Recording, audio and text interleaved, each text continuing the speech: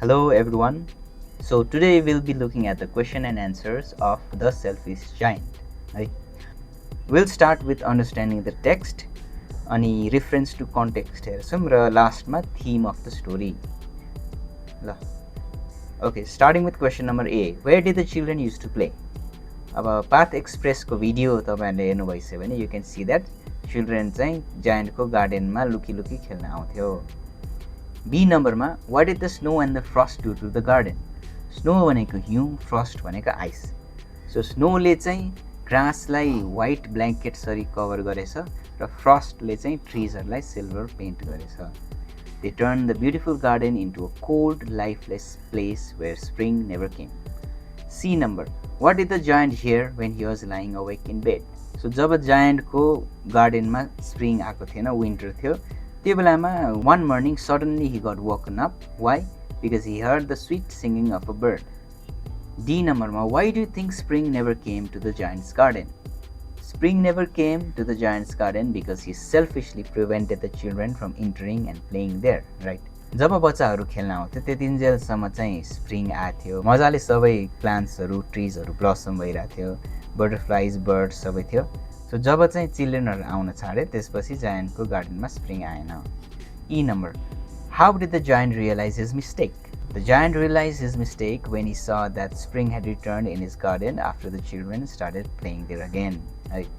He realized कि जब children चाहिँ लुकी लुकी उसको गार्डनमा खेल्न आयो त्यसपछि अचानक स्प्रिङ आफै आयो. Okay, let's move to the reference to the context. A नम्बरमा read the extracts given below and answer the questions that follow भनेछ. So टेक्स्टमा दिएको एउटा लाइन पढेर क्वेशन एन्सर गर्नु पर्यो. E number. How happy we were there, they said to each other. So यसमा 1 नम्बरमा चाहिँ there भन्नाले केलाई भन्न खोजेको? How happy when we were there. There भनेको गार्डन. जायन्टको गार्डनमा खेल्दाखेरि हामी कति खुसी थियौं भन्न खोजेको, right? Next is number 2. What does they refer to? They भनेको चाहिँ चिल्ड्रेन. 3 नम्बरमा why are they saying so? अब उनीहरूले किन यस्तो भनिरहेछ भन्दाखेरि they miss the happy days when they used to play freely in the giant's garden. अब चाहिँ जायन्टले वाल बिल्ड गर्यो, बच्चाहरूलाई आउन दिएन. Okay, now question number B. I have many beautiful flowers, he said, but the children are the most beautiful flowers of them all.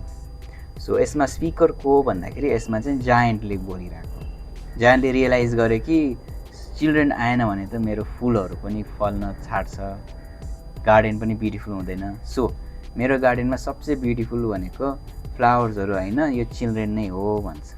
So who is he speaking to? He is speaking to himself. कसैलाई भनेको हैन, आफैसँग कुरा गरिरहेको. And who are the children that the speaker is referring to? यसमा children भनेको चाहिँ the little girls and boys who used to play happily in the giant's garden. अनि why is the speaker saying that the children are the most beautiful flowers of all? यो चाहिँ जायन्टले किन भनिरहेछ भन्नाले he finally realized that children's innocence, joy and laughter bring true beauty and life to the garden. है, children नआएपछि गार्डनमा लाइफै आउन छाडे, त्यही भएर चाहिँ उनले भनेको हो. Now moving on to question number C. When the little child smiled at the giant, he said, "You let me play once in your garden. Today you shall come with me to my garden, which is paradise." Shortly afterwards, the happy giant dies. What is the coincidence of this event? Describe it in relation to this fairy tale. So यसमा के भएछ भन्नाले, if you have seen the video of the selfish giant that we put up, बच्चा एकजना छ जो चाहिँ Jesus Christ हो. उले चाहिँ जायन्टलाई प्याराडाइस लग्छु, तिमीले मलाई खेल्न दियौ, तिमीले राम्रोसँग ट्रिट गर्यौ, now you deserve to go to heaven. अब यसमा कोइन्सिडेन्स चाहिँ के छ? ओके, यसमा कोइन्सिडेन्स भनेको के भन्दाखेरि एउटा सरप्राइजिङ इभेन्ट जुन चाहिँ नसोचिकन पनि लिङ्क भइरहेछ. जस्तो म चाहिँ एउटा पसल गएँ रे, पसलमा एकजना साथीलाई भेटेँ. साथीलाई भेटेपछि what I says, oh what a coincidence, म पनि यही टाइममा आएको, तिमी पनि यही टाइममा पसल आएको, हामी त भेट्यौँ है, हामीले प्लान गरेको होइन, अचानक भेटेको भने यो त कोइन्सिडेन्स भयो. अब यसमा कोइन्सिडेन्स के छ भन्दाखेरि सुरुमा जायन्टले चाहिँ बच्चालाई खेल्न दिन्छ आफ्नो गार्डनमा, पछि गएर जायन्ट बुढा भएपछि त्यही बच्चा अथवा जीसस क्राइस्टले चाहिँ अब जायन्टलाई खेल्न दिन्छ आफ्नो गार्डन. सो एउटा नसोचेको कनेक्सन चाहिँ बने यसमा, र द्याट इज द कोइन्सिडेन्स है. ओके, क्वेसन नम्बर बीमा चाहिँ के छ भन्दाखेरि the story makes use of personification as one of the main figures of speech. Cite 3 examples of personification from the story. What is the significance of the seasons personified in the story? So, personification भनेको चाहिँ एउटा non living थिङलाई पनि living थिङको characteristic दिने हैन. For example, फरेस्टमा हावाले रुखहरूलाई हल्लाइरहेछ अनि रुखहरू चाहिँ नाचिरहेछन् भनेर हैन. So trees don't dance but I personified the trees as to having the characteristic of a living thing. यसलाई चाहिँ हामी पर्सोनिफिकेसन भन्छौँ. सो आर्टमा, लिटरेचरमा, पोएमहरूमा चाहिँ यो धेरै युज भइरहेको हुन्छ. अब हेरौँ यो स्टोरीमा चाहिँ के थियो रहेछ personification. So Oscar Wilde makes good use of personification by giving human qualities to the forces of nature. For example, first चाहिँ the snow covers the grass with her white cloak भनेछ है. स्नोलाई पनि हर भनेछ र उसको वाइट क्लोक भनेछ भनेको सेतो लुगा. स्नोले चाहिँ आफ्नो सेतो लुगाले कभर गर्यो ग्रासलाई. सो स्नोलाई एउटा मान्छेको दर्जा दिइरहेछ. अनि नेक्स्ट चाहिँ frost paints all the trees silver. So फ्रस्टले पनि पेन्ट गरिरहेछ भने होइन, त्यसलाई पनि मान्छे जस्तै गरेर देखा. एन्ड थर्डमा चाहिँ the north wind roars through the garden and invites the hail to stay with him. So north wind, विन्डलाई र हेललाई भनेको असिनालाई पनि मान्छेको जस्तै दर्जा दिइरहेछ. विन्ड चाहिँ रोर गर्यो भनेको कराएर, अनि हेललाई चाहिँ आऊ आऊ मसँग बस भनेर भनिरहेछ अरे. Okay, so these natural elements behave like human characters throughout the story. The personified seasons play an important symbolic role. Winter represents the giant selfishness, loneliness and lack of love, while spring symbolizes kindness, happiness, hope and new life. So यसमा चाहिँ स्टोरीमा winter र स्प्रिङलाई पनि personify गरेछ. कसरी भन्दाखेरि नेचरको धेरै कुरालाई चाहिँ सिम्बोलिक रोल दिएछ. जस्तो विन्टरले चाहिँ लोनलीनेस र स्प्रिङले चाहिँ ह्याप्पिनेस देखाइरहेछ. And as long as the giant keeps the children away, winter remains in the garden. However, when he realizes his mistakes and welcomes the children back, spring returns, bringing warmth, beauty and life. So personified सिजनहरूले चाहिँ के emphasise गर्छ भन्दाखेरि यो पोएमको central message जुन चाहिँ love, kindness and जेनरोसिटीले चाहिँ happiness लिएर आउँछ भनेर. ओके, क्वेसन नम्बर सीमा चाहिँ this story can be read as a fairy tale where the children, the seasons, the tree, the corner of the garden, the snow, the wind and the frost are all used as symbolism.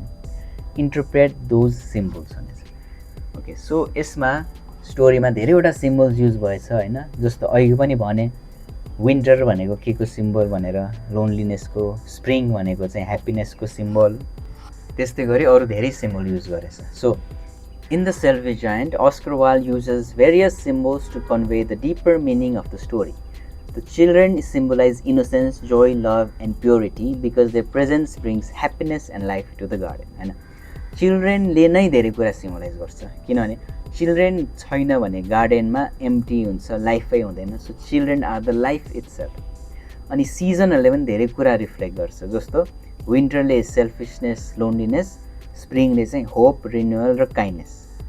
अनि tree where the little child appears symbolizes hope and forgiveness. And the corner of the garden where the winter remains the longest represents the loneliness and emotional emptiness that still exists in the giant's heart.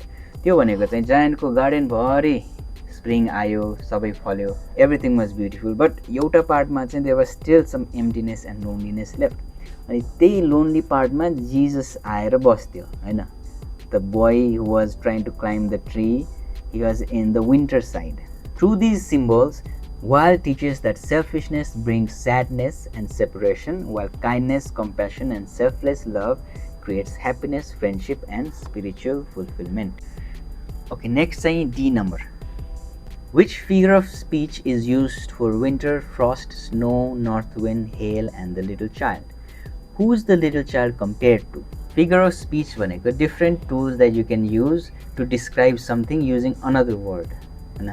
जस्तो she is beautiful as the moon भनेर, त्यो चाहिँ figure of speech. ऊ त एक्चुअलमा ऊ मुन होइन, ऊ त मुन जस्तै राम्रो भन्न खोजेको. सो यस्तै खालको फिगर अफ स्पिचहरू चाहिँ यहाँ केमा युज भइरहेछ भन्नाले winter, first, snow, north wind र हेल मा चाहिँ हामीले पर्सोनिफिकेसन युज गरिरहेको छ किनभने त्यसलाई मान्छेको दर्जा दिइरहेछ as they are giving human qualities and actions and the little child is a symbol of Jesus Christ है we can see that little चाइल्डको ह्यान्ड्स र फिटमा चाहिँ नेलको किलाले ठोकेको मार्क छ भने छ घाउहरू छ भने छ त्यो भनेको चाहिँ Jesus was crucified okay next topic हाम्रो रेफरेन्स बियोन्ड द कन्टेक्स्ट छ यो च्याप्टर सेल्फिस जाइन्टको लागि चाहिँ इट्स इम्पोर्टेन्ट बिकज क्वेसन्सहरू यो आउँछ एक्जाममा है फर्स्ट भनेको describe the main theme of the story स्टोरीको मेन थिम के छ भन्दाखेरि love and kindness and forgiveness है जिजस क्राइस्टले रिडेम्सन दिने रिडेम्सन भनेको कोही मान्छेले सिन गरेछ नराम्रो गरेछ भए उसलाई चाहिँ फरगिभ गरेर अब हेभन लग्ने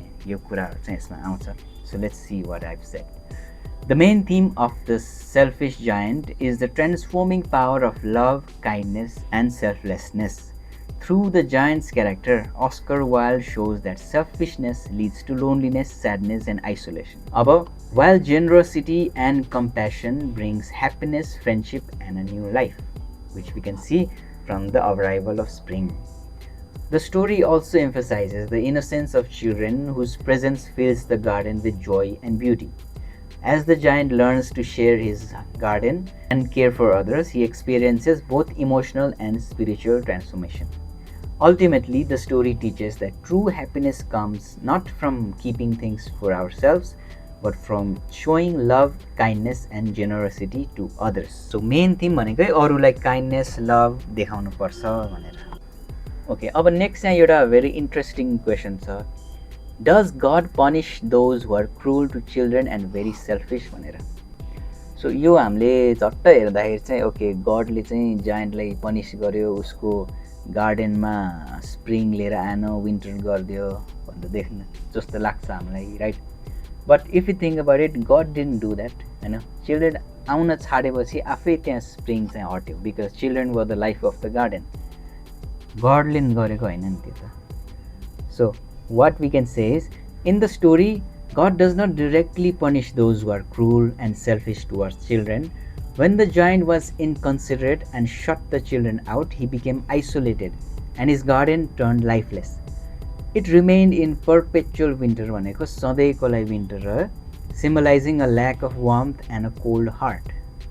This state is presented as a natural consequence of his actions rather than an act of divine wrath. भनेको भगवानले गरेको होइन यो चाहिँ नेचरले आफै गरेको होइन जब बच्चाहरू आउनु थाल्यो लाइफ त्यहाँ घट्न थाल्यो बर्ड्सहरू आएन एनिमल कोही आएन त्यसपछि चाहिँ लाइफलेस भएर गयो अब कन्ट्रास्टमा God symbolize by Jesus Christ offers the giant an opportunity to repent for his since